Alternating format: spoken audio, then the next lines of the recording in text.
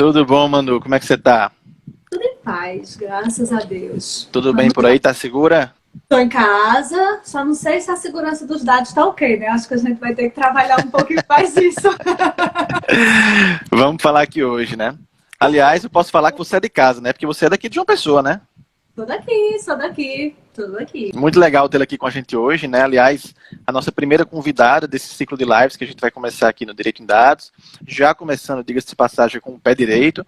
É um prazer enorme tê-la aqui. Então, o pessoal tá entrando aí, vamos chegando aí, pessoal. O prazer é meu, Daniel. Eu que agradeço o convite, o tema sempre instigante, né? Você sabe que já comentei, a gente já tinha comentado antes que eu tenho trabalhado muito nessas interfaces do direito com a informática, né?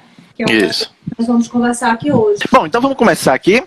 Vamos lá. Primeiramente, eu sei que dispensa-se apresentações, né, para uma professora de renome como você, uma profissional de altíssimo gabarito, aliás, muito conhecida para quem já fez curso, por exemplo, online, né? Acho que você é o principal nome na área da informática quando a gente fala em cursos preparatórios para concursos públicos, né? Enfim, todos esses concursos caem em informática e você está sempre ali capitaneando essa disciplina. Então, é uma professora de renome que eu tenho assim muita confiança, eu me sinto muita vontade para falar sobre direito, dados pessoais, privacidade, nesse contexto da segurança da informação. Afinal, essa é a sua área de especialização, né? Também, é uma das. É uma das. Isso. Na verdade, ao longo dessa estrada, a gente já se especializou em vários pontos, porque aquela coisa, não adianta você ficar ali numa vertente só, né? As coisas, elas na verdade, Dialogam muito. unam, exato. Então, não adianta você colocar aquele tampazinho aqui do lado, né? Com Então, certeza. eu tenho especialização em segurança da informação, aí tenho certificação em banco de dados, aí tenho uma pós em gerência de projeto, e assim a gente vai. Muito legal fazer isso. Um currículo aqui não, que eu acho isso super, super chato. Mas vamos apresentar, assim, nossa convidada. Para quem não sabe, Emanuele Gouveia, ela é bacharel em ciência da computação, né, especialista, apenas para resumir, tá, em gerência de projetos e criptografia, segurança da informação, é servidora pública, né, atua na área acadêmica, cursos de graduação, pós-graduação, cursinhos para concursos, diversos cursinhos preparatórios para concursos, assim, em vários estados do país. Ela é autora desse livro aqui, ó, que eu acho simplesmente fantástico, de informática para concursos, né, da coleção Tribunais MPU, editora Juspodium, e mais 21 obras aí nessa área da informática. Então é um prazer enorme bater esse papo. Eu sei que eu estou falando com uma pessoa de muita autoridade, que com certeza vai abrir não apenas os olhos de quem está aqui escutando com a gente, mas também a minha visão, já que eu estou me especializando nessa área, então é muito legal fazer esse diálogo, essa ponte. Afinal, a informática é uma disciplina, uma ciência muito interdisciplinar, como a gente bem falou aqui, dialoga com todas as áreas, e também atualmente com o direito, né? Essa revolução 4.0 que a gente está vivendo, é impossível falar de direito sem informática. Não é questão de predileção, eu gosto ou não gosto, é uma obrigação. Eu acho que todo mundo tem que saber informática hoje em dia.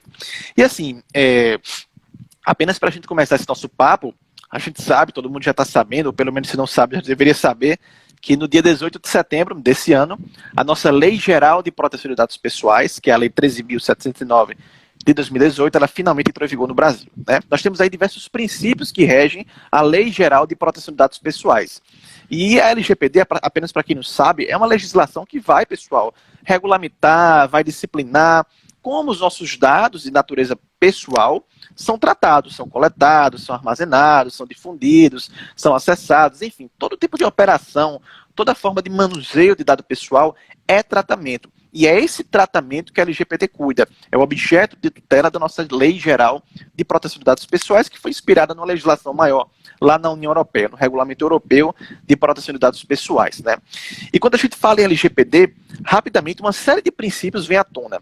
Mas um princípio que eu acho que é o basilar aqui dessa nossa, não vou falar aula, desse nosso bate-papo aqui, bastante informal, pretendo eu, é justamente o princípio da segurança, né? A gente fala em LGPD, a gente tem que pensar automaticamente na ideia de você utilizar medidas técnicas e medidas administrativas, concordo, viu? A melhor professora de informática. Utilização de medidas técnicas administrativas que visem proteger os dados pessoais de acessos não autorizados e de situações acidentais ou ilícitas de destruição, de acesso, de perda, de alteração indevida desses dados pessoais. Não tem como falar em Lei Geral de Proteção de Dados Pessoais sem falar nessa questão da segurança da informação. apenas para distinguir aqui, para Manu já ter a palavra, passar a palavra para ela, a gente está falando de dados assim pessoais, estritamente pessoais. A LGPD não cuida de todo e qualquer tipo de dado, apenas de dados que identifiquem uma pessoa ou que tornem essa pessoa, de certo modo, identificável. Nome, RG, CPF, a placa do seu carro, a sua imagem, a sua voz, do contexto aí da internet, né, cookies de navegação, as suas opiniões políticas, que são dados sensíveis. E a gente fala muito naquela a pirâmide do Dix, né? Muito se fala nisso de segurança da informação. A gente tem um dado que ele, quando é aplicado a um determinado contexto, a gente gera uma informação. E é a segurança da informação que a gente vai tratar aqui hoje. E assim, Manu, para a gente começar esse papo assim, com chave de ouro, né? E apenas para ressaltar, esse bate-papo ele vai ficar salvo aqui, essa live vai ficar salva, depois eu posto lá no canal. Eu queria que você explicasse para a gente, né, sobre a sua ótica, sobre a sua expertise, sobre a sua perícia mesmo nessa área de informática, qual a importância que a segurança da informação ela tem, de certo modo, agora, principalmente com o advento da LGPD, para a proteção dos dados pessoais, né? Por que é tão importante atualmente que as empresas estejam preocupadas em investir em segurança da informação? O que é que elas têm a ganhar com isso, de fato? Na verdade, Daniel, demorou, né? Esse é o X. Demorou. Então, qual é o grande momento, né, que nós estamos vivendo? É algo que eu já falo há alguns anos, né? Eu ia falar que uma década, mas eu não tenho nem idade para isso. Então, mas há alguns anos, Daniel. É que informática é uma ciência.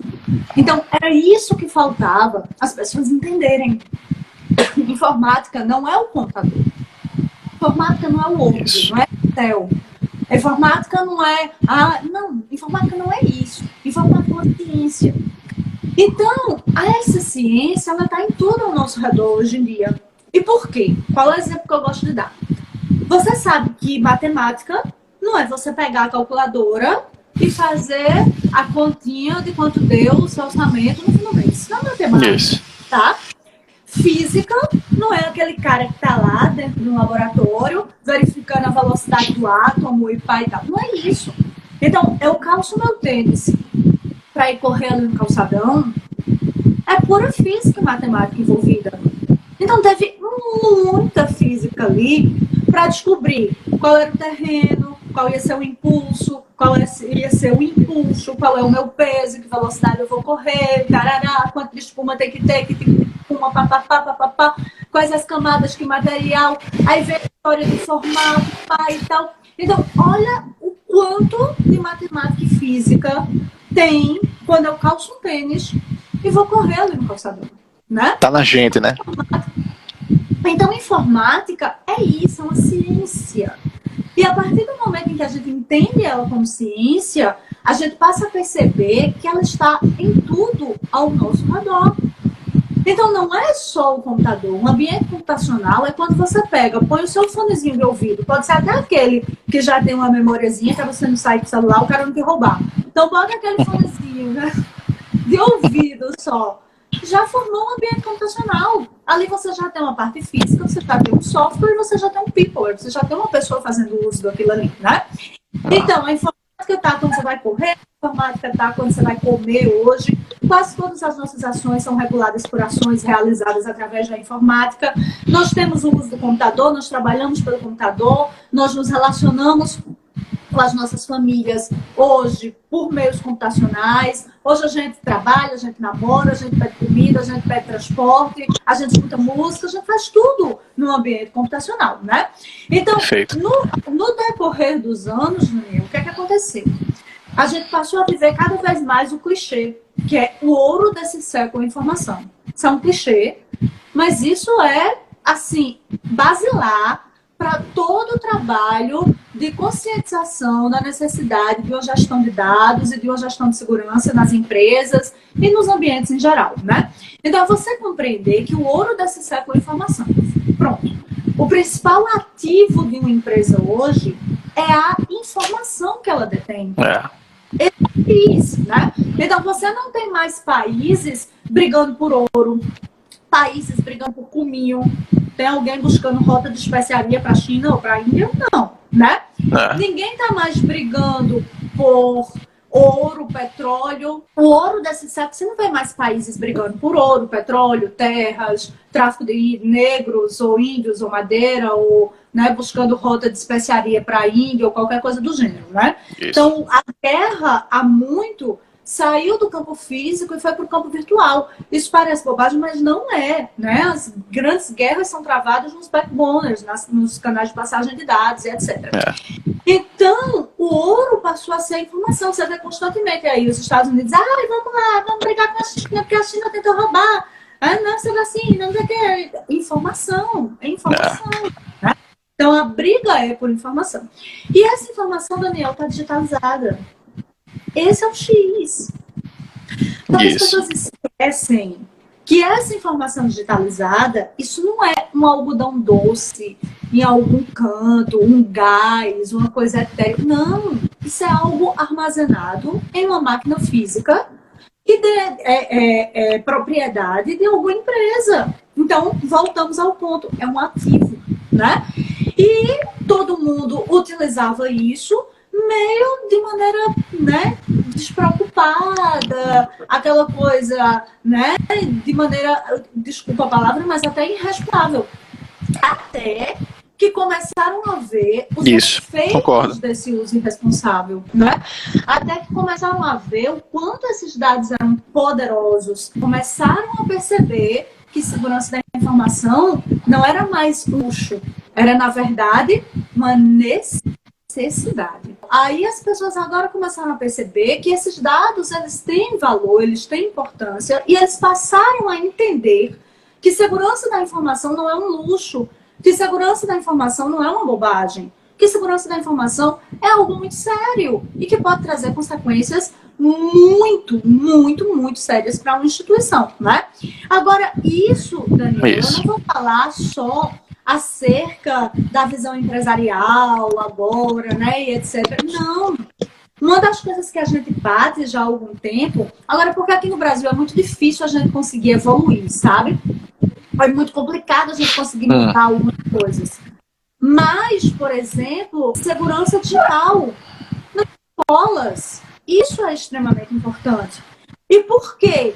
Porque, gente, você aprende desde criança segurança pessoal na vida física, né?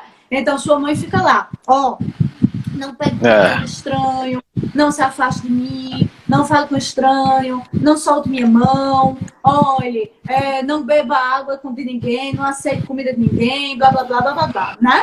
Aí você aprende a se proteger. Você tá maiorzinho, você vai pra balada, bota a mãozinha lá em cima do copo para ninguém botar nada, não vai pegar bebida de estranho, chegou em algum lugar, não estaciona no escuro, dá o carro com o manobrista e tal. Você aprende a se virar, você aprende a sobreviver, né? Nós temos cidades extremamente perigosas. Eu passo uma parte do tempo também em Recife. Recife é uma cidade extremamente perigosa, mas você não deixa de viver por conta disso. Você vai aprendendo a se virar, né? Alguém já te falou sobre segurança digital, Daniel? Não. Alguém já te falou como proteger seus dados? Isso, verdade. Alguém tem razão. já te que quando você pegar um celular, você não deve usar na configuração padrão? Tem algumas coisinhas que você deve configurar para aprender a proteger sua conexão? Isso. E fala, né?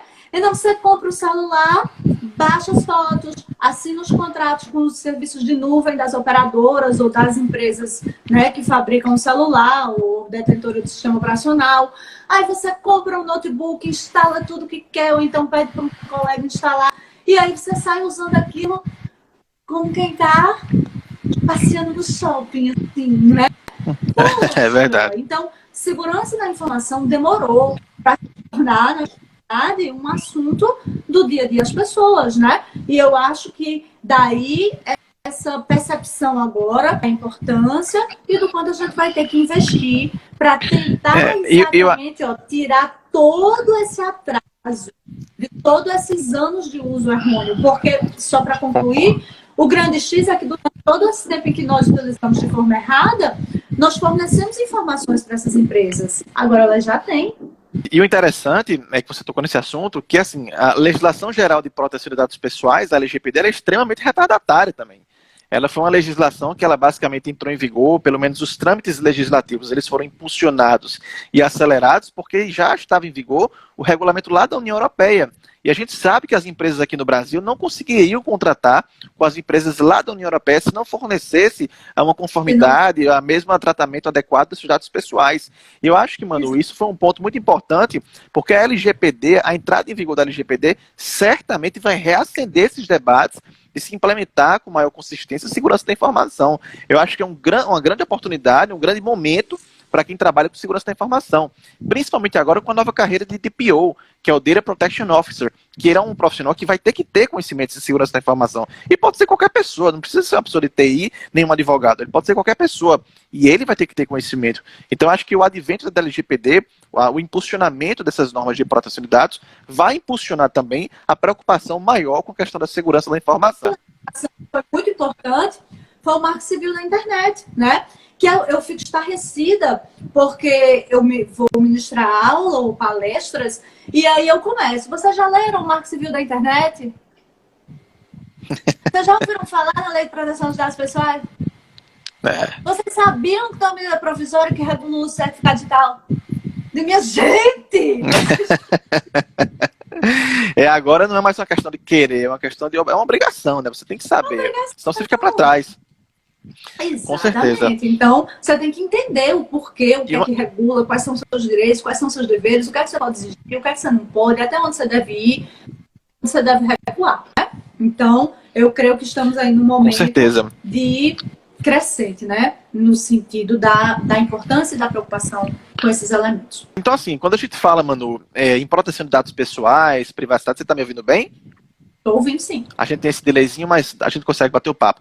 Quando a gente fala em proteção de dados pessoais e privacidade, nesse contexto todo... Né, Daniel? Porque eu estou em Intermares, eu creio que tu estejas... Pelo Bessa, vai ter alguma obra aqui, né? Então a gente está muito longe. Esse delay. Bom, né? Com certeza. Mas, assim, quando a gente fala em proteção de dados pessoais e privacidade, é natural, nesse contexto de segurança da informação, que a gente tem que estar atento a alguns tipos de ameaças, né? Algumas ameaças que podem, eventualmente, explorar vulnerabilidades nos nossos sistemas de informação, e as empresas têm que estar muito preparadas para isso. A gente fala muito em lei geral de proteção de dados pessoais, a gente até conversou sobre isso anteriormente, a gente está muito focado na questão da teoria, mas acho que falta um pouco das pessoas pensarem em termos práticos de como é que isso vai ser implementado. Eu consigo ler uma legislação, consigo entender o que ela quer dizer, mas como é que a gente vai colocar isso na prática? Como é que se faz esse plano de conformidade, né?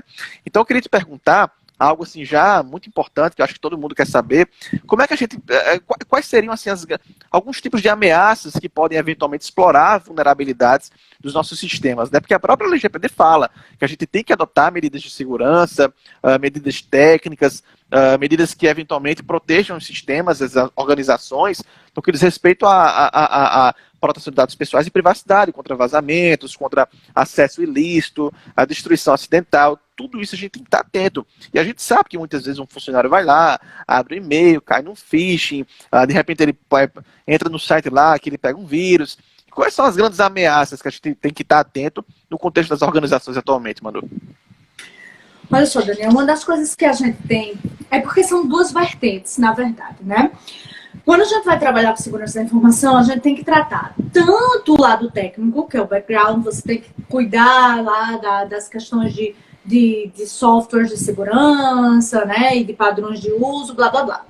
E a gente tem que ter também uma preocupação muito grande com o usuário, que agora, na verdade, é o detentor dessa informação. Esse é o grande X. Então, é ter cuidado com o que nós chamamos de vulnerabilidade humana. Então, por exemplo, as pessoas, às vezes, fazem um auê muito grande, eu acho isso muito engraçado. Tipo, aquele ataque, eu não sei se você lembra, um ataque que teve na Inglaterra, foi acho que começo de 2019, final de 2018, salvo engano.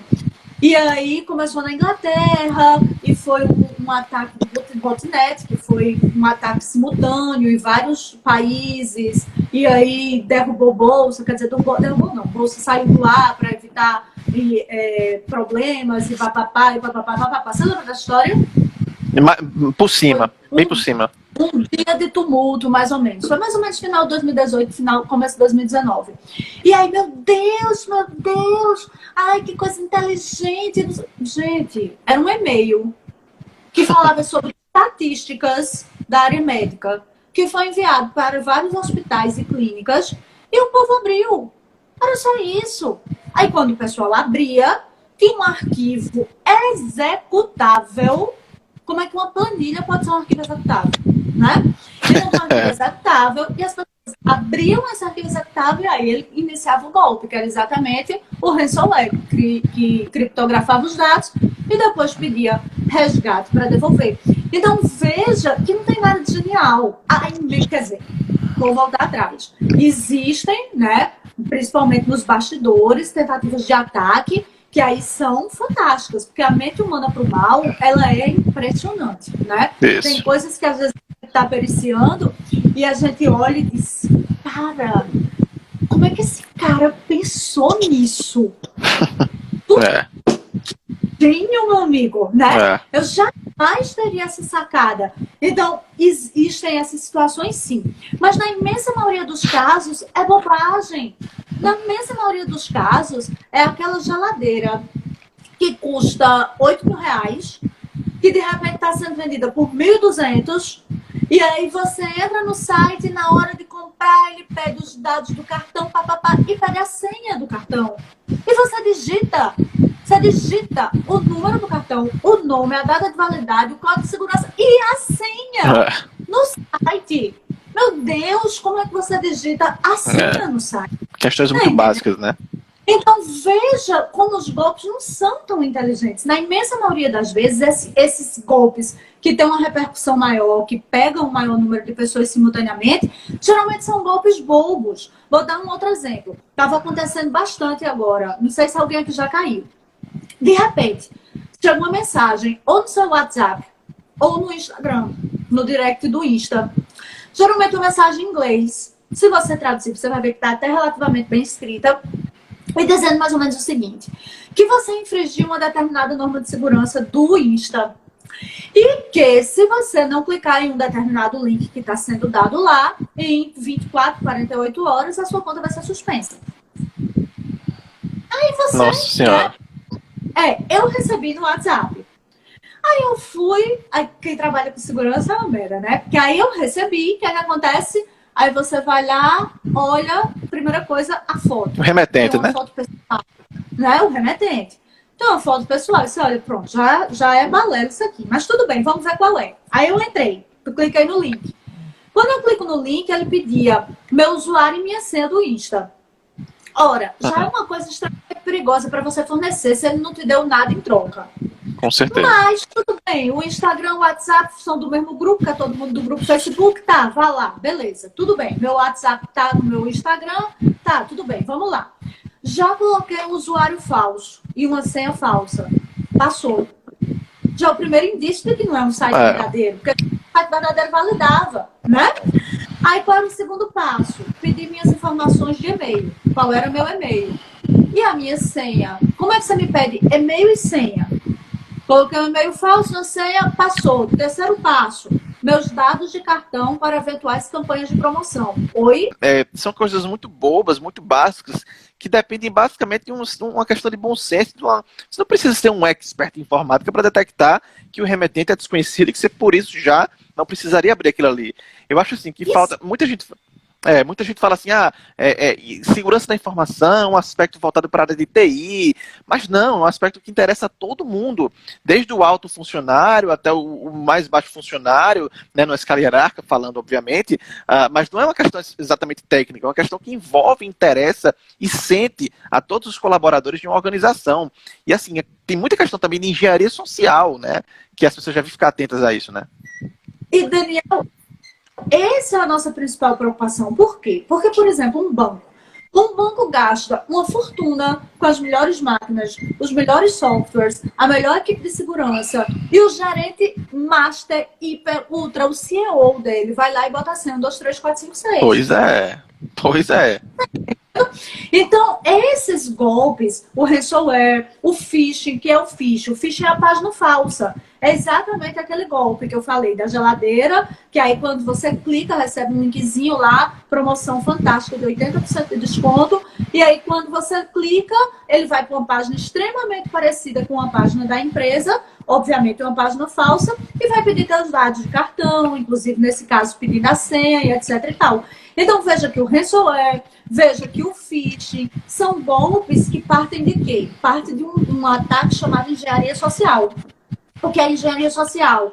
É exatamente essa coisa de você ficar tentando seduzir o usuário para conseguir senhas, para conseguir dados bancários e elementos desse tipo.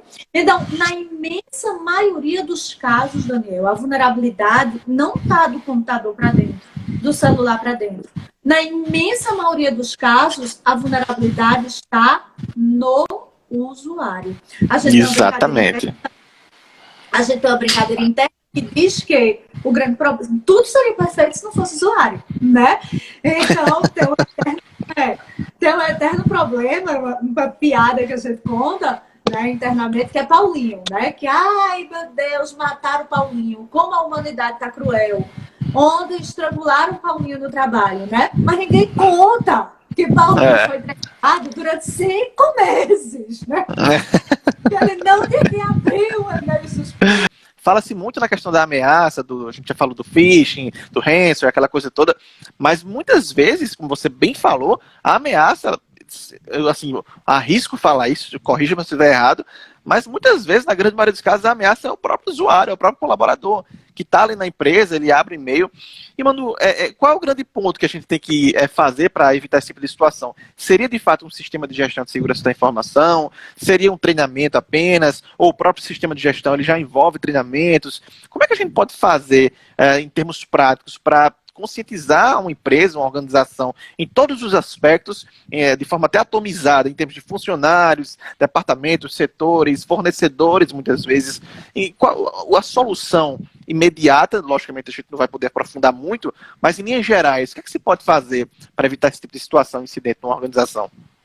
A ideia é exatamente essa, Daniel. Esse é o momento em que a gente está vivendo.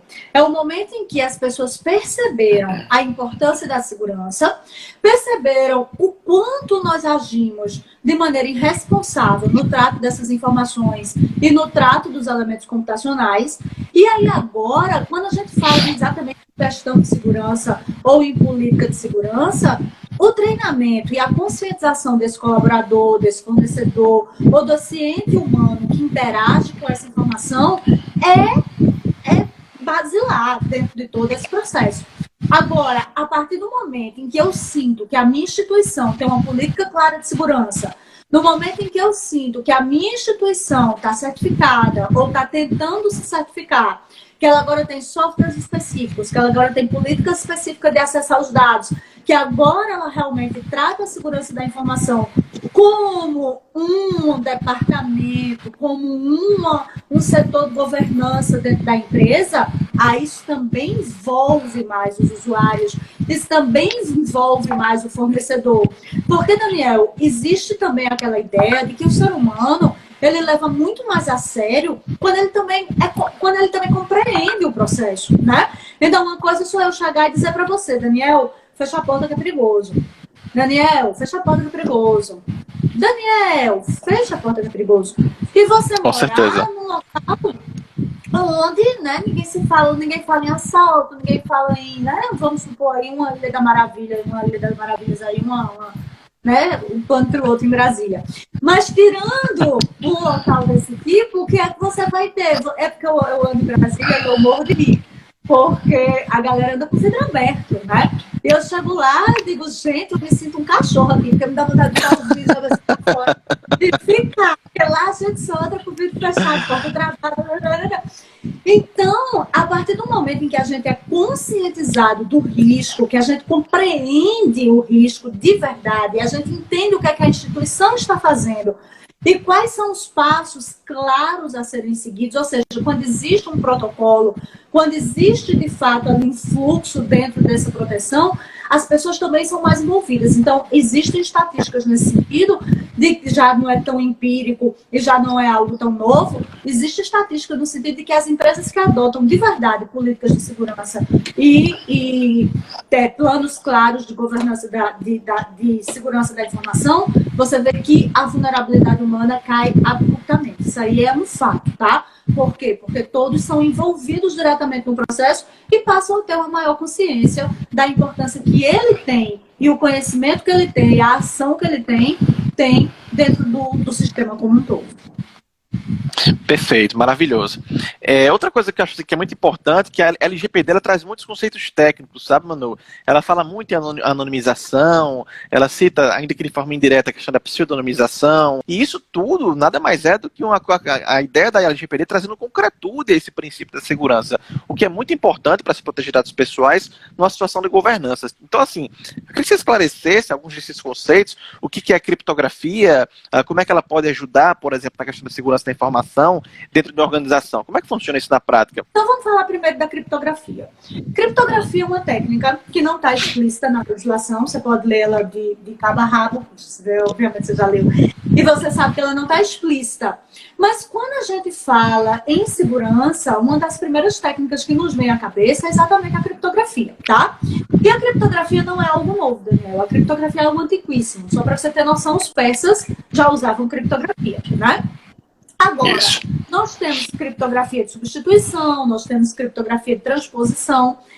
Até idos ali da Primeira Guerra Mundial, a gente usava muito a criptografia de substituição, que é você trocar um caractere por outro, ou então você, né, mulheres que porventura estejam aí assistindo a live, devem lembrar que algumas criptografavam, quer dizer, codificavam o diário, criavam um código para o diário. A é a casinha, B é o sol, C sei lá, né, uma árvore. Então, pronto, isso é uma criptografia. Sim. Criptografia de substituição, tá?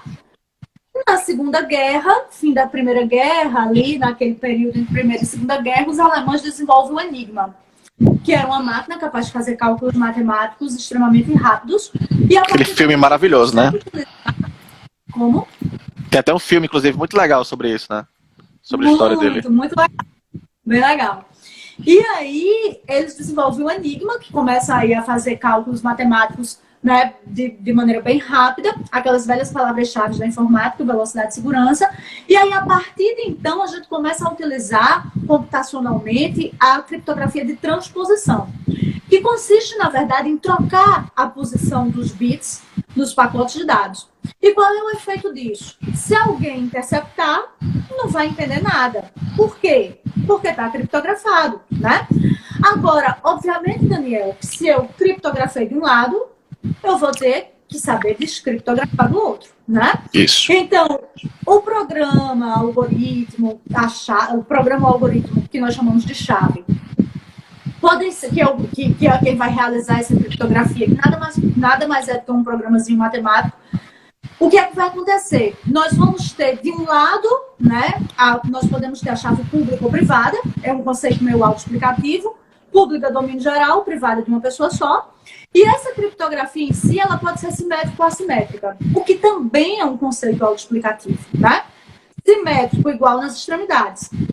Então, se eu criptografo com privada, descriptografo com privada. Se eu criptografo com pública, descriptografo com pública. Assimétrico, diferente nas extremidades. Se eu criptografo com privada, descriptografo com pública e vice-versa, tá? No uso dos certificados digitais e etc., a medida provisória que regula esse uso no Brasil, ele define claramente a construção de chaves, de duplas, né, de chaves, de pares de chave, o que deixa bem claro o uso da criptografia assimétrica, perfeito? Então, essa é a básica da criptografia. Falando em linhas gerais, sem entrar muito aqui em critérios técnicos, apenas para que as pessoas entendam que isso é basilar para qualquer outra técnica que a política de segurança da empresa decida utilizar. Vai passar pela criptografia, não tem como fugir disso, tá? Hoje, a criptografia que nós usamos, Manu, ela é indecifrável. Não existe nada indecifrável. Não existe nada inviolável. O que se faz é trabalhar com uma quantidade de técnicas tal que inviabilize o golpe. Essa é a ideia. Então, a criptografia que é utilizada hoje, com os recursos computacionais que nós temos implementados na Terra, iria gastar alguns milhões de anos pelo método da força bruta, né, tentativa e erro, para que essa chave fosse quebrada. Então, óbvio que essa capacidade computacional vai aumentar, óbvio que nós também vamos ter que trabalhar em algoritmos criptográficos melhores e mais seguros ao longo do tempo. Isso é uma guerra de gato e rato, tá? Mas a criptografia que é utilizada, de fato, ela, não vamos dizer que ela é inquebrável, não é isso. Mas dificilmente conseguirá ser quebrada de maneira viável com os recursos computacionais que nós temos hoje, tá? Aí onde é que entra a questão da anonimização e da pseudonimização? A ideia que aí sim, a legislação fala muito sobre isso, etc. Isso. E assim, Daniel, eu particularmente acho que é uma tendência que nós passemos para a pseudonimização aos poucos, porque na verdade ela fala muito na anonimização, né? E o que seria isso? Seria utilizar técnicas para desvincular o usuário dos seus dados. Então, utilizar técnicas para que eu possa utilizar os dados de Daniel. Então, eu posso saber que Daniel é de sexo masculino, ele tem a idade tal, ele tem tal escolaridade, ele tem tal estado civil, mas de maneira tal que, ao pegar esses dados, um homem de idade tal, de tal estado civil, com tal escolaridade, com tal faixa de renda, blá, blá, blá, blá, blá, blá, blá, blá, blá, eu não consiga automaticamente associar a Daniel. Então, essa é a ideia da anonimização, tá? Só que qual é o grande X da questão? É que, para você trabalhar com anonimização, as técnicas são caras. Então, é bem caro você trabalhar com isso, né? Então, é bem complicado. Os recursos computacionais envolvidos são significativos. Então, Daniel, não existe fórmula pronta. É uma das coisas que eu falo muito na informática e a gente tem falado muito nas palestras que nós estamos ministrando acerca de LGPD para a preparação das empresas, etc. e tal. Porque todo mundo quer uma fórmula pronta. Não existe. Não existe fórmula pronta. Existe o que é melhor para a empresa de Daniel. A empresa de Daniel trabalha com o quê? Então, qual é o volume de dados com o qual ele trabalha? Qual é o grau de segurança que a gente precisa desses dados? Qual o grau de interação com outros usuários que esses dados terão, tá? Porque também tem a questão de você compartilhar esses dados. Então, tipo, o Facebook captura os dados. Aí suponhamos que ele vende para as lojas americanas, né? Que são as soluções de Big Data, que a gente vai falar disso daqui a pouquinho, eu creio. Então, o que é que acontece? A americana está manipulando esses dados também. E se ela conseguir, por uma engenharia reversa, descobrir que aquele homem de idade tal, com tal estado civil, tal grau de escolaridade, blá, blá, blá, é Daniel. Entendeu? Então, esse é o grande X. Então, na anonimização, a depender das técnicas utilizadas, é possível fazer essa reversão e conseguir chegar a essa origem. E aí vem sempre a discussão, qual o grau de segurança que a empresa vai precisar, e isso tem que ser analisado, porque na legislação está muito claro que a empresa vai ser responsável por eventuais fraudes ou eventuais problemas que porventura acontecerem em casos desse tipo, né? Então, a empresa tem que realmente, antes, avaliar qual o grau de segurança que ela quer, para aí sim definir o grau as técnicas da anonimização que ela iria utilizar para trabalhar com esses dados, para poder utilizar esses dados sem que eles sejam associados diretamente ao seu detentor, né? Aí, por que a pseudonimização seria melhor? Tudo isso a gente estava em teoria, porque na prática, com grande volume de dados, a gente vai sentir ao longo do tempo. Mas até agora, a pseudonimização tem sido melhor nesses casos, porque você realmente desvincula aquele detentor dos seus dados. Então, como o próprio nome sugere, é como se você associasse aquilo ali a um pseudônimo, né? E a ligação final daquele pseudônimo ao detentor original, ele não é compartilhado. Ele está ali de forma reservada, guardado de forma reservada. Então, você evita a chegada até a raiz da árvore, vamos assim dizer, tá? Computacionalmente falando. Mas a pseudonimização, ela é muito pouco citada na legislação, salvo engano, ela só é citada em um único artigo. Um artigo, né? Salvo E é interessante... sobre dados de saúde, né? Isso, é interessante você falar isso, apenas assim, uma notinha de rodapé, é que as próprias legislações de proteção de dados pessoais, aí eu falo da LGPD, do GDPR na União Europeia, elas não consideram o dado anonimizado como um dado pessoal, é isso? Não, não consideram. Justamente pela essa impossibilidade de você fazer. A técnica para anonimizar é exatamente para fugir da legislação. Exatamente. Porque ele deixa de ser considerado dado pessoal, né? Então, essa técnica, e as empresas estão correndo atrás disso, é exatamente para quê? Para ficar isento da aplicação da legislação. Com certeza. Essa é a grande sacada. E foi muito interessante você falar, apenas voltando um pouquinho, eu sei que a gente está falando aqui de um contexto mais prático, mas já que você tocou no assunto, é um assunto que é muito falado, principalmente nesse contexto de proteção de dados pessoais, é a questão do Big Data, o Big Data, enfim, a depender da pronúncia que se adote. Eu queria que você explicasse rapidamente o que é o Big Data, como é que isso pode, de certo modo, impactar nas nossas relações envolvendo dados pessoais, em todo esse intercâmbio que existe, intercâmbio informacional, nessa sociedade da informação que a gente está inserido e que a gente não consegue mais voltar atrás, é uma realidade indeclinável, com certeza. Eu queria que você trouxesse sobre o seu ponto de vista, assim, de uma forma bem geral, o que é esse Big Data, Manu? Eu vou dar a portuguesada, Dani, porque... Já chamei de Dani, tá, Daniel? Porque... Sou dessas. Porque é como ele é conhecido aqui, né? A gente tá nesse momento aí em que a gente tá com purismo de linguagem, etc. Então, as pessoas vão ouvir muito, principalmente podcast ou algumas entrevistas e tal, com ele já aportuguesado. Então, seria o Big Data, né? E qual é a ideia desse Big Data? A ideia do Big Data, Daniel, as pessoas se confundem muito. Associam o Big Data àquele livro da década de 40, né, que veio ter uma maior repercussão na década de 70 e ficou escondidinho aí em algum lugar e que agora, nesse século, as pessoas estão, ai meu Deus, ressuscitando e tal, que seria o lance do Big Brother, daquele grande olho, né, observando tudo ali. 1974. Nada a ver. Né? Então, Big Data, as pessoas pensam que é um ente, um ser, o Big Data. Não, não existe o Big Data. É como a nuvem, eu acho muito engraçado. Que as pessoas... Eu acho que tem uns 15 ou 20 dias que eu dei um esporro gigante numa empresa. Falo sobre os livros simples. Eu só vi uma Manu gritando aí. A senhora ainda tem aquela aversão? Nunca tive, André. Desculpa, ficar 2 vezes, eu nunca tive. Essa foi ótima, assim, do nada, né? Do nada. No meio do Big Data. Eu continuo com as mesmas impressões, né? Que vocês têm dificuldade de fazer mais de uma coisa ao mesmo tempo. Isso é um fato, isso é biológico, né? Isso aí a antropologia explica, André. Isso foi ótimo. As lives são essas coisas. Mas voltando ao ponto,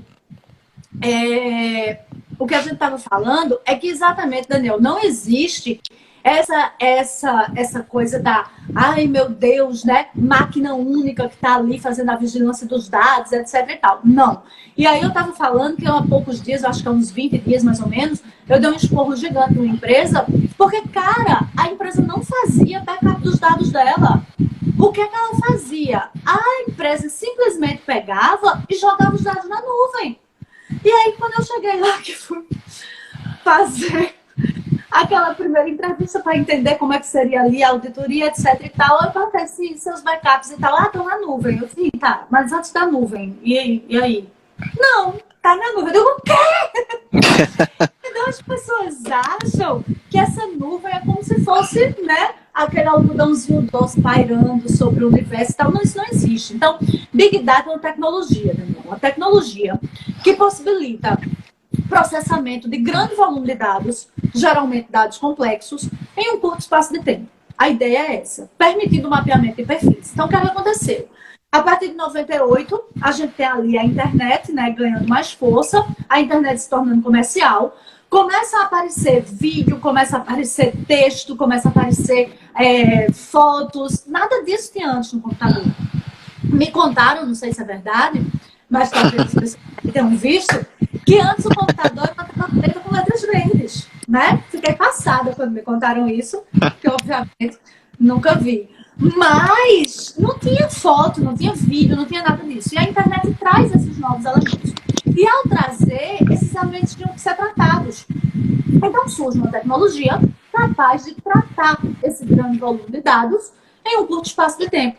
E aí, de quebra, o que é que ela faz? Permite mapear perfis. Porque é exatamente nessa época que se está trabalhando muito técnicas de mineração de dados, de data warehouse, etc. E aí, o que é que acontece? Junta a fome com a vontade de comer.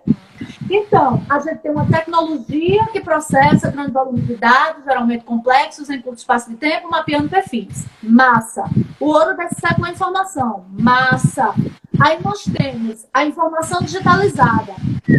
E nós temos 5 principais empresas no mundo que detêm informação. Yahoo, Google, Facebook, Microsoft e Apple. Óbvio que há outras, né? Nós temos a Oracle, várias outras, mas essas são as 5 principais. E aí, o que é que vai acontecer? Nós temos essas 5 empresas detendo informações. Veja que quando eu falo Facebook, não é a rede social, é a empresa. Então, envolve o Instagram, envolve o WhatsApp, todos os outros produtos grupo, né? Do grupo. Google é a empresa. Então, é o buscador, é o sistema de GPS, é o e-mail, é o Gtalk, é tudo. É o sistema operacional, é tudo, né? Aí você fala da Microsoft, tudo da Microsoft, inclusive as sociedades que ela tem com empresas de cartão de crédito. Aí você fala de Yahoo, mesma coisa, Apple, mesma coisa, etc. Então, moral da história, a gente está sempre nos tentáculos dessas empresas. E aí, onde é que entra o Big Data, Manu? Todas elas têm servidores estruturados com tecnologia de Big Data. É aí que está, Daniel. Então, o que é que acontece? Quando eu clico num perfil da rede social, essa tecnologia de Big Data processa isso rapidamente e captura essa informação e mapeia meu perfil. Então, eles sabem no que você clicou, eles sabem quem você segue, eles sabem quem você curtiu, eles sabem o que você comentou, eles sabem quem você stalkeou. O que pode ser um grande perigo, né? A gente tem como exemplo aí a Cambridge Analytica, né?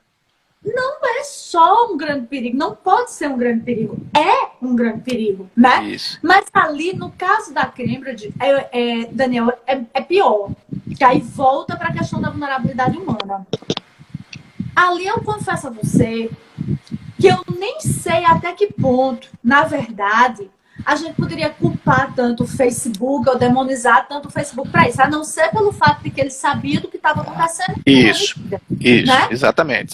Mas qual foi o X ali? O cara desenvolveu um algoritmo para fazer essa coleta dessas informações. Mas aí é você que participa. Então é aquela velha história. Você está com um tempinho para nos ajudar, participar aqui dessa pesquisa, para que nós possamos lhe servir melhor? Aí você vou participar, né? Aí vou participar. Aí ele começa. Você gosta do quê? Quais são os seus, né, hábitos de lazer? Quais são os seus hobbies? Você trabalha em quê? Isso. Eu acho que todo mundo ficou muito... eu acho que a grande preocupação foi que todo mundo ficou achando que isso estava de posse do Facebook e que o Facebook tutelaria, mas na verdade foi uma empresa terceira, que se valeu de uma brecha e que teve aí a questão do vazamento de dados, né? Aí onde tá? E onde é que estava escrito que era a obrigação do Facebook guardar isso? Exatamente. A ausência de legislação, porque ninguém estava preocupado com isso até então. Entendeu? Perfeito.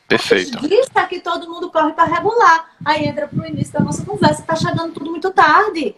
Por quê? Porque até então a gente não tinha preocupação com a guarda desses dados. Esse é o X. Entendeu?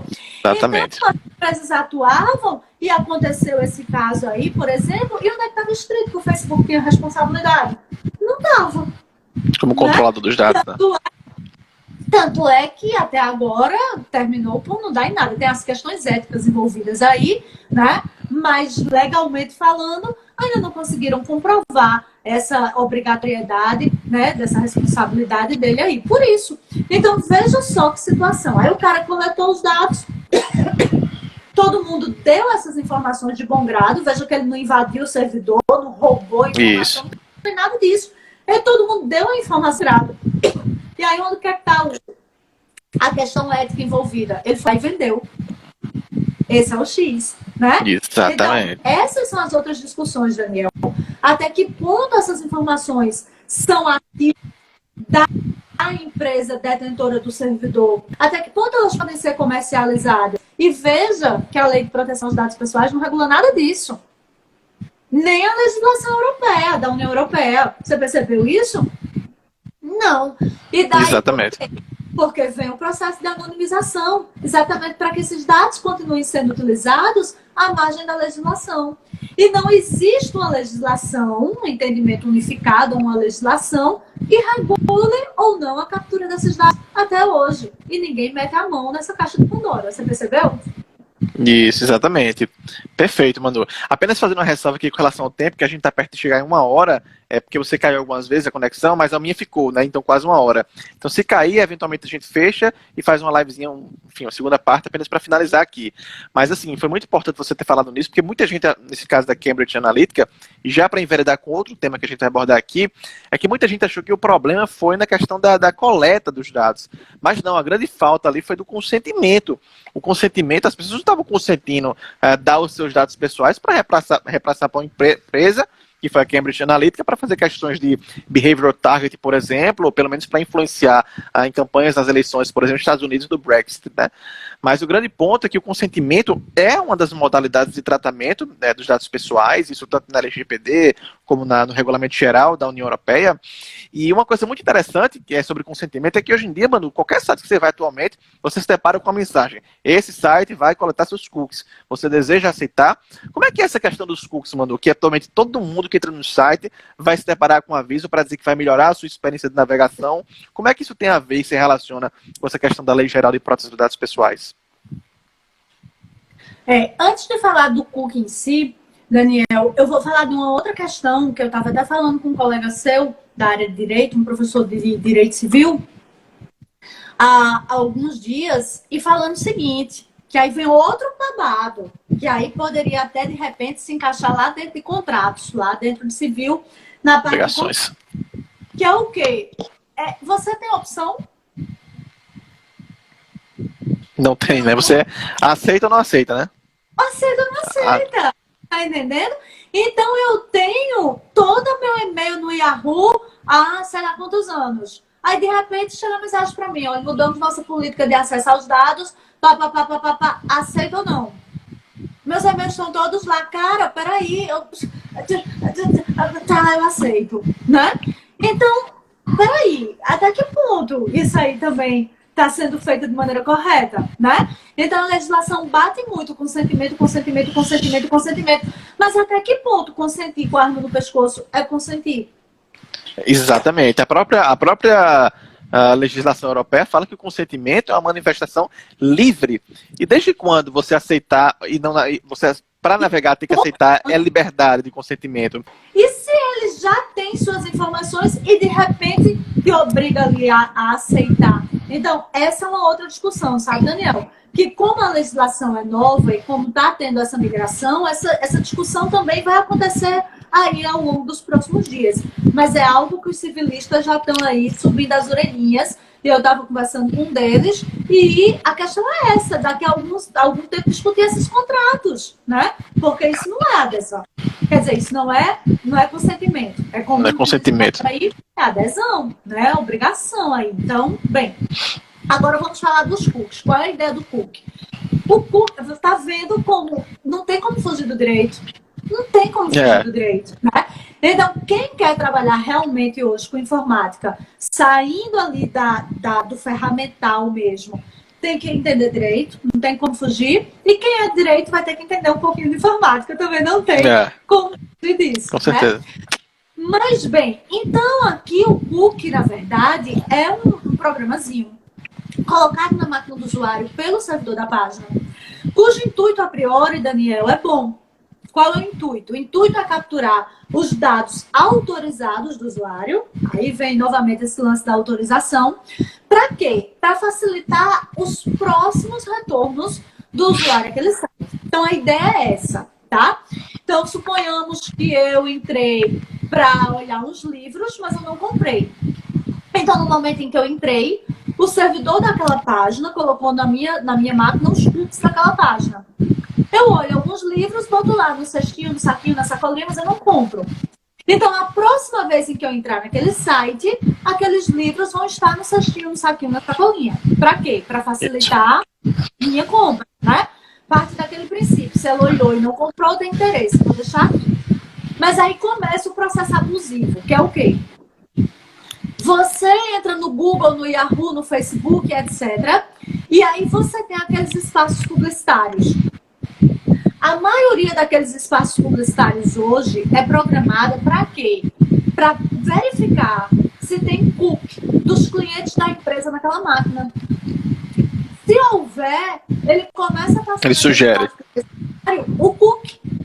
Então você começa a ver os produtos que você olhou, das lojas que você foi, passando naqueles cookies. Por quê? Porque a possibilidade de conversão é maior, né? A ideia é que é o produto que você olhou. Então, meninas, é a bolsa dizendo, me compre, né? Me compre, tô aqui, ó a promoção. Então, a probabilidade de conversão é maior.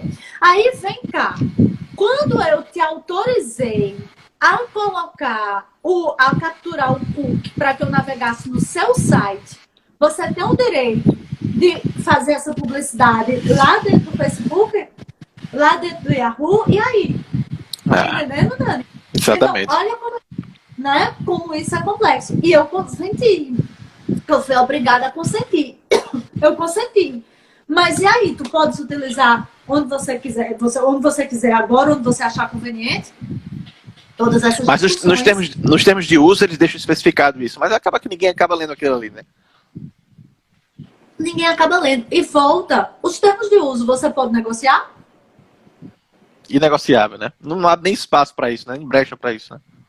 Eu posso te dizer, eu deixo você pegar os cookies para navegar no seu site, mas não uso fora dele. Posso? Não, jamais. E até que ponto isso é legal? É verdade. Existem limites éticos aí, né? Na questão da navegação, né? Então, exato. Então, o cookie, a intenção do cookie é essa. Mas veja o quanto de questionamento ele também traz. E que tudo isso foge da Lei de Proteção dos Dados Pessoais, você não tá? Veja o quanto a lei, a gente tem aí uma novidade e o quanto ela já é inócua. Porque, na verdade, ela né, deixa margens ali. Muitos outros recursos em que esses dados vão continuar sendo utilizados e nós vamos continuar aí a mercê dessa exploração, né? Vamos assim dizer. Com certeza. Não sei quanto tempo a gente tem aqui, mas eu acho que dá para falar de mais um tema. Foi muito interessante você falar que a legislação é uma norma que ela deixa muitas margens, muitas lacunas, e aí já falando em LGPD mesmo, saindo um pouquinho do âmbito do GDPR na União Europeia, mas assim, um dos pontos cruciais que eu acho que quando a gente fala em LGPD todo mundo se arrepia, a questão das penalidades, né, daquelas multas, sanções pecuniárias, mas que muito mais do que isso, nós temos também outras sanções, como a advertência, a questão do bloqueio, do banco de dados, da suspensão, aquele prazo de 6 meses, e muita gente, inclusive eu mesmo, eu acho que até você, em certo ponto, até porque é uma questão muito nova, e que não existe uma regulamentação, a gente tem uma Autoridade Nacional de Proteção de Dados, a ANPD, que sequer foi totalmente constituída de forma material, né? Ela apenas está sendo, ela foi assinado o decreto e tudo mais, mas não tem uma Constituição definitiva que esteja aí emitindo regulamentos. Muitas questões vão ser decididas pela ANPD posteriormente. Mas, por exemplo, a LGPD fala que se você eventualmente pisar na bola e descumprir os seus preceitos, você vai ser sancionado em sanções que podem chegar a 50 milhões de reais por infração. Claro que com os aspectos de dosimetria da pena, que vai em conta a boa-fé do infrator, o grau de cooperação, o porte da empresa. Existem também outras penalidades mais de natureza técnica, que foi como eu falei aqui para vocês, a questão do bloqueio, a eliminação dos dados, a suspensão parcial do funcionamento do banco de dados. Como é que isso pode acontecer na prática, Manu? Vamos travar esse diálogo aqui construtivo, e logicamente fazendo também o diálogo das fontes com outras legislações, como o Marco Civil da internet. Como é que isso poderia funcionar na prática, na sua concepção? Veja só, Daniel, tecnicamente falando, é simples. tecnicamente falando, seria você fazer o bloqueio do servidor, né, do tráfego de dados daquele servidor, e aí faria o bloqueio das portas, etc. Se os dados estiverem armazenados em um servidor público, você iria notificar aquele servidor público para que aquela suspensão fosse realizada. E se estivesse em um servidor privado, você iria, né, solicitar ali que a empresa retirasse do ar o servidor dela e bloquear todo o tráfego de rede daquela empresa ali. Então, tecnicamente falando, é algo relativamente simples de fazer. O Marco Civil da Internet também prevê que quando uma pessoa se sente prejudicada pelo uso dos seus dados ou por sua exposição, aí tem lá as circunstâncias, são citadas lá no código, ela também pode solicitar automaticamente essa retirada dos dados ao servidor diretamente, sem nem sequer prévia autorização judicial. E o servidor tem 24 horas para retirar isso do ar. Então, como vai ser isso legalmente falando, tá? Tecnicamente falando, tá do lá. Tecnicamente falando, você olha o artigo e diz, massa, pensaram nisso aqui também, né? Mas, legalmente falando, como será isso? Essa é a grande pergunta. Então, também já conversei com alguns colegas civilistas e tá todo mundo na mesma, todo mundo esperando, é tudo muito novo, como você mesmo falou. A gente não tem ainda nem sequer as regulações, né, mais específicas, então vamos esperar aí mais ou menos aí uns 6 meses, por aí, para começar a entender como é que isso vai funcionar na prática. Eu creio que, na verdade, Daniel, a gente vai ter aí análise de caso concreto, sabe? Eu acho que isso vai com certeza. bem na análise do caso concreto mesmo. A gente não vai conseguir ter um entendimento unificado de ação aí, não.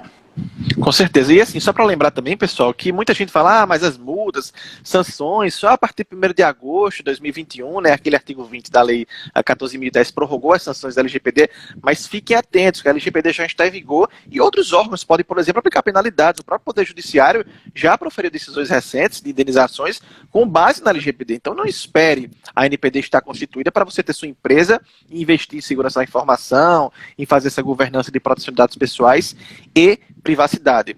Corra atrás a LGPD. Sim, já está em vigor. Pode falar. Até porque, Daniel, esse prazo para as sanções é exatamente esse período de adaptação que todo mundo vai precisar. Adaptação, perfeito. Exatamente esses questionamentos que nós estamos levantando aqui é o prazo para que esses questionamentos eles comecem a ser elucidados. E aí essas sanções possam ser aplicadas de maneira mais madura, né? Então, na verdade, é um prazo necessário para que essas coisas se estabilizem e nós tenhamos essas dúvidas legais mais esclarecidas. Porque, tecnicamente falando, está tudo muito claro, né? Perfeito. Mas os fluxos de gestão aí é que ainda não estão bem definidos. Perfeito. Manu, olha, putz, queria te agradecer assim, imensamente pela tua participação, a inaugural aqui no Direito em Dados. Você sabe que é uma página nova, que a gente está em construção, até porque a matéria, de certo modo, ela é nova, falo nova em termos legislativos, né? Mas, apesar de ser um assunto antigo, mas é uma página que está se impulsionando e que, assim, sua presença hoje aqui abrilhantou. Então, te agradeço penhoradamente pela participação, dizer que as portas estão sempre abertas. Diga aí suas palavras finais e aproveita para divulgar suas redes sociais. Nesse tempinho que a gente tem. Eu que agradeço, Daniel, a honra do convite. Essa conversa, esse bate-papo, essa junção dessas super duas rico. áreas. Muito legal. E ela vai acontecer cada vez mais, né? Então, acho que vamos estar em parcerias aí cada vez mais, de forma cada vez mais frequente. Então, queria agradecer, né, o espaço, estou à sua disposição, vamos aí trocar muitas figurinhas, vamos acompanhar como é que as coisas vão, né, se estabilizando e nós vamos trocar muitas figurinhas aí, tenho certeza disso. Quanto às minhas redes sociais, a gente tem um Instagram, que é o Emanuele Gouveia. Lembrando que o meu pai estava muito emocionado quando foi me registrar, então ele colocou 2 N's e 2 L's no meu nome, né? Então, ele gaguejou, né? Ele ficou, né? Mas os 2 N's e os 2 L's, então tem o Instagram, que é o Emanuele Gouveia, o YouTube também é o Emanuele Gouveia, e o Facebook também, o Emanuele Gouveia. E a gente atua bastante aí nas redes sociais, e lá nas redes sociais a gente fala sobre as consultorias, auditorias e cursos ministrados, palestras e livros publicados. Temos 3 livrinhos para sair aí, obras frescas aí, para completarmos os 24. Muito bacana, muito bacana. Desejo muita sorte aí nessa sua estrada com essas novas obras que estão por vir. Também tem um livro que está aí, eu estou participando da LGPD nas Relações de Trabalho, vai ser pela editora RT, né, pela Revista dos Tribunais, muito bacana. E Legal. agradecer novamente aí você, dizer que as portas estão sempre abertas, agradecer a todos que estiveram aqui na live com a gente, fizeram os comentários, e até a próxima, né, Manu? Até a próxima, se Deus quiser, Daniel. Valeu, obrigadão. Tchau, tchau, obrigadão, até mais. Tchauzinho. Maravilha, até mais, tchau, tchau.